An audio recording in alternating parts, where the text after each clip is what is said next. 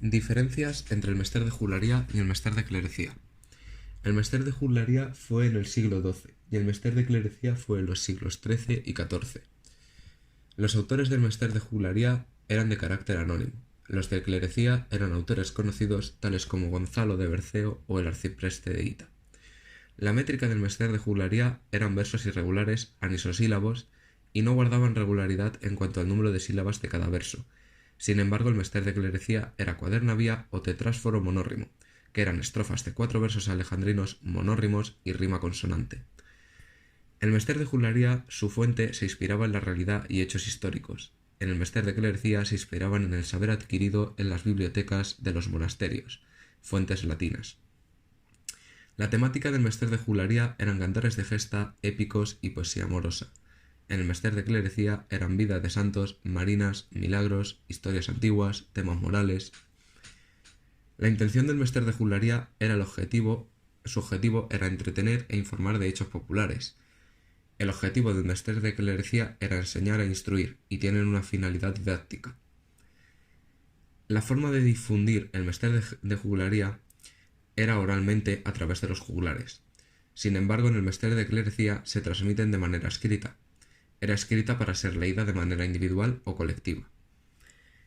Luego, en el lenguaje del mester de juglaría era sencillo, pocos recursos estilísticos, paralelismos, repeticiones y comparaciones, pero en el mester de clerecía era complejo. Abundaban los recursos estilísticos, los símbolos, las metáforas, la ironía, las antítesis y las enumeraciones. El mester de clerecía son obras extraídas por hombres instruidos y clérigos que utilizan colores de la retórica y un vocabulario con frecuentes cultismos. Estos cultismos son palabras extraídas directamente del latín. El mester de clerecía trata temas religiosos y historiográficos con fin moralizador, tomados de otras fuentes. Se crean para entretener y enseñar a la gente.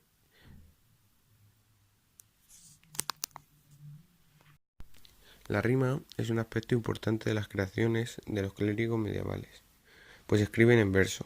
Usan versos alejandrinos con rima consonante. La estrofa usada se llama cuadernavía. Los protagonistas de sus obras se vuelven más religiosos, así que era costumbre encontrar en ellos a la Virgen, a los santos o a Dios. No obstante, también había textos moralizantes, menos religiosos, e incluso episodios de la historia nacional para levantar cierto sentimiento patrio y de unión. También otros se inspiran en la tradición grecorromana. Ya no son los juglares los encargados de recitar y recopilar historias del imaginario colectivo y la tradición oral. Son los clérigos los que escriben y leen. Están escritas en verso regular, preferentemente alejandrino o de 14 sílabas dividido en 2 hemistiquios isométricos, de 7 sílabas cada uno y separados por una pausa fuerte o cesura. Al contrario que el mester de juglaría, que utiliza versos irregulares y anisosilábicos y hemistiquios heterométricos. Utilizan la rima más difícil y exigente, la consonante, frente al mester de juglaría, que utiliza la rima asonante, y el mester de cortesía, que utiliza preferentemente la prosa.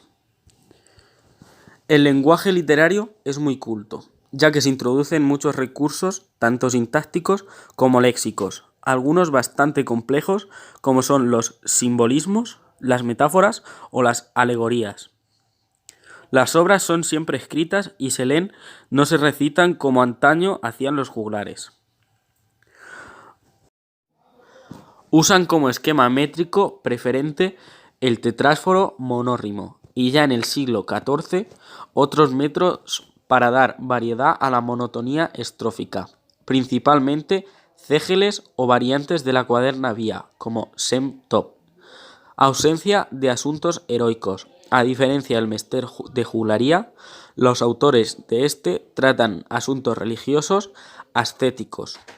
Únicamente una obra en esta corriente desarrolla un tema épico. La evolución temática y formal del mester de clerecía refleja la evolución de la sociedad de su tiempo, de un seguimiento estricto, traducción o amplificación de las fuentes, monometría y temas predominantemente religiosos y morales en el siglo XIII, Se pasa a una creación más original y libre, a la polimetría y a la apertura a los temas prófanos en el siglo XIV.